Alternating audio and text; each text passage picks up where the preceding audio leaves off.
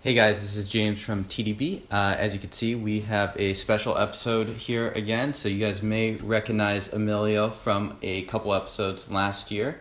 So welcome, Emilio. Thanks. Yeah. So we are here again at Emilio's home, but the home is a different one. Previously we were in Taipei, and now we are at the outskirts in New Taipei City. And we are actually up in the mountains. Yep. Yeah. So this is your house here. Why did you move? Was it? Well, we wanted to get a bigger place, but we were also looking for cheaper rent. So you can't really do that in the city. So we moved out of the city. Yeah, and it is. I can't show you guys, but it's very gorgeous out here. There's a lot of greens. There's a lot of nature. So a wonderful place just to sort of experience sort of the outdoors and stuff here in Taiwan, and we're really not very far from the city at all. No. Yeah. So one of the other things that Emilio has at his place now is you have a new toy to play with. Is that right? Yeah, got a new kiln, Okay. gas and electric gas hybrid kiln for firing Teaware. Yeah. So this is probably a pretty exciting new addition for just creating your wares. Yeah, I'm really excited because usually I only wood fire. Most of the stuff I've been making the last few years is wood fired, and we only fire like once every 4 months or so. So I'm still learning how to use the kiln and working on some special glazes and stuff. But probably in a few more weeks I'll start selling my new Teaware and hopefully have a more stable offering of Teaware. Gotcha. That makes sense. Yeah. So you have not released any of the products from the electric kiln yet? Has not. I just did like my first Instagram and Facebook post yesterday of like some of the new stuff coming out of the kiln. Right. So maybe in a week or two I'll get some stuff going on my website. And you guys, we actually took some footage just a bit ago that we'll probably be showing on screen of Emilio taking out a few of the test runs of some different cups and just a couple of different pieces that you were pulling out of the kiln. And some stuff turned out pretty well, and other stuff was not quite as you expected. Yeah, I'm still in the testing phases, so there's some good and some bad at this point. Yeah, exactly. So cool. So that's pretty sweet. So for people that are plebes like myself, we're looking at a lot of different stuff here. These are all wood-fired pots, is that right? Yeah, these are all wood-fired. Okay, including these cups here. And the cups are too. Yeah. So wood firing is something that you can only do for a few times a year.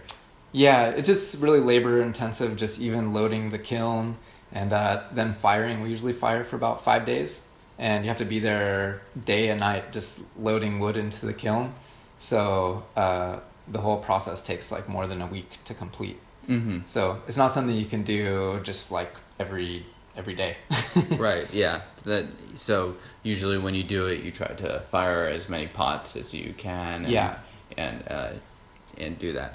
And you mentioned one of the things that I found very interesting that you mentioned was that your pots tend to go very quickly. I think you said that it was something like 15 minutes and 90% or 95% of them were just sold. Yeah, last time it was the fastest that they've ever sold out, because I think there were some people who were waiting for specific things. Like I've been doing these shibos with a glass bottom, and I've been doing some cups where I melt glass in the bottom, and they look really cool coming out of the wood-fired kiln. So I think because people knew that stuff was coming, they were just bought it up really fast. Okay, wow. And so how would someone that wants to find out when you're doing those releases so they don't miss out, they don't get any FOMO, the fear of missing out from missing out on some of these gorgeous pots?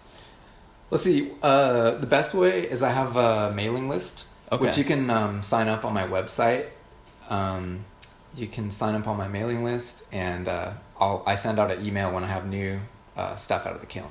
So that's probably the best way that you can, because then I'll schedule the stuff to go online at a certain time, and I'll let all the email customers know, so they can see it right when it comes out. Yeah, and it sounds like it's sort of one of those deals where you really do need to know when it's released. And so hopefully once you get the electric kiln going, you'd be able to release stuff a little bit more regularly. Yeah, I hope so. That's the idea. Okay, yeah, right on. And we will be bringing on Emilio for the next episode as well to talk about some tea, because he also does some tea. So these cups here are also wood fired, right? Yeah, these are wood fired also. Yeah. Have you found that these cups are pretty popular buys as well?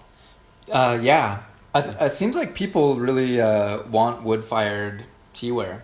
And I find it to be really good. And Taiwan people know wood fired stuff to be the best for making tea. Mm-hmm. Other than like Yixing teapots, wood fired is like the next best thing. Okay, so it's a very hot thing in Taiwan as well. Yeah, in Taiwan it is, mm-hmm. especially. And you could see from sort of these pots that you've been catering a little bit more towards the Western taste too. What have you found like Westerners specifically are looking out for as far as like their pots or their cups? Well, I get two things, which is they're actually opposing. Like one is I get a lot of people who want a really small pot, because I think a lot of people just drink by themselves or with a close friend.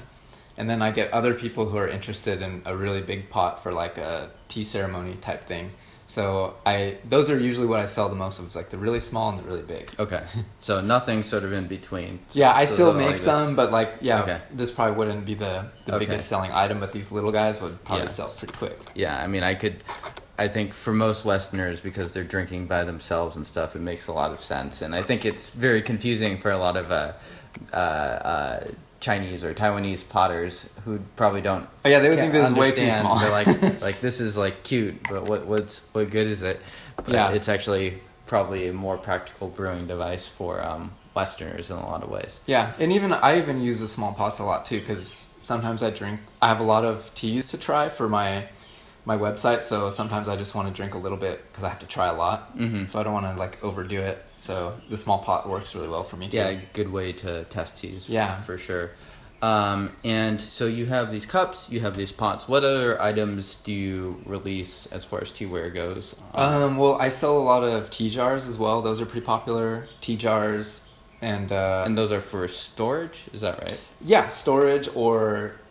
Also, I mean, for me, I don't have one here, but I also like to have a jar on the table with like the tea that I'll drink in like that day or a few days. So it's just kind of convenient, and it looks nice, a nice way to keep the tea. Mm-hmm. Yeah, but they're good for storage too. I have some bigger jars that actually aren't on my website, but if you're looking for a bigger jar, you can get in contact with me, and I have them available as well. Yeah, for like long-term storage of oolong or pu'er. And if people are interested in you creating something very specific and stuff like that, it sounds like you are open towards corresponding with people and figuring out what they might be looking for. Yeah, I am, but I do have limits. An issue just as far as making the pot, because sometimes it's hard to gauge exactly what the final size of the pot will be when it's fired. So sometimes if someone asks me for like a 500 milliliter teapot, I might make it and it looks huge, but after it's fired, it shrinks and it's only like 350 milliliters. So it's not 100% accurate, but I'm totally willing to try. Right. So it's sort of a imperfect science. Yeah, it is. Yeah. Cool. So the cups, you got the pots, you have some tea jars, you have maybe some tea bowls, sort of like that as well. Mm-hmm. So you can see we're actually storing some of the tea that we brewed earlier today in that tea bowl. And what else can people look forward to for you sort of in the future? Well, I'm working on some new glazes. So I'm working on some ash glazes, some celadon glazes, and I'm also using some local materials, which is kind of a special thing. Like actually this tea bowl we were just looking at, it's just made from locally sourced wood ash, and also just clay that I dug out of the hill over here in the forest. So I'm trying to incorporate, the color's not really pretty on this, but I'm trying to work with the ash and some local clays to develop some like really unique glazes that are also really good for making tea. And how do you go about just like getting those materials? So you said you just got the clay from a local place. Yeah, I was just on a walk with my wife, and I always look for stuff when I go out, like whether it's like pieces of wood for handles or clay, or testing different clays that I just find in the forest. So that's kind of how I got this one. It's 60% clay and 40% of lychee wood ash. Yeah, mixed together, and it makes a pretty decent glaze. And how did you get the ash? There's these like roasted chicken, like clay oven places right up the hill from me, which make really awesome roasted chicken, and they use the lychee wood to fire it's like a wood kiln or oven. Nice. Yeah, wood fired. So I got the ash from those guys. So there you go. I mean, that is true recycling right there. Just using what nature, or the local chicken place gives. Yeah. And I'll also be making some like the shibos are pretty popular. Right. So I'm going to be making some shibos, teacups, and I'll be, since I'm still in the testing phases, I'm not making as many teapots because if they fail, it's they take a lot of time and effort to make. So I'll do stuff like gaiwans and shibos and teacups first, and then I'll be moving into teapots probably in the next couple months. Okay, so that'll be all out of the electric kiln. Yeah, it's an electric and gas hybrid kiln, which is really special because none of my friends back home have ever even heard of it. But in Taiwan, it's pretty standard. Interesting. Which it's cool because you get the effects of firing in a reduction atmosphere like a gas kiln, but with the benefit of using electricity to get up to temperature, so it's pretty cool. Interesting. So it's sort of its own unique thing. Yeah. Awesome.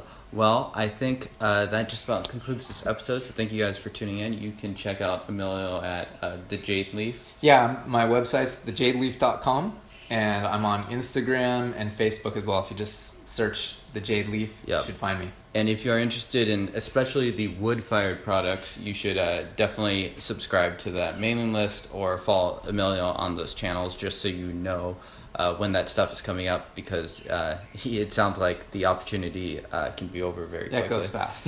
So, so thank you for appearing, Emilio, and we will be back for the next episode, and we'll be drinking some tea. So looking forward to that. Cheers, guys. Okay, bye.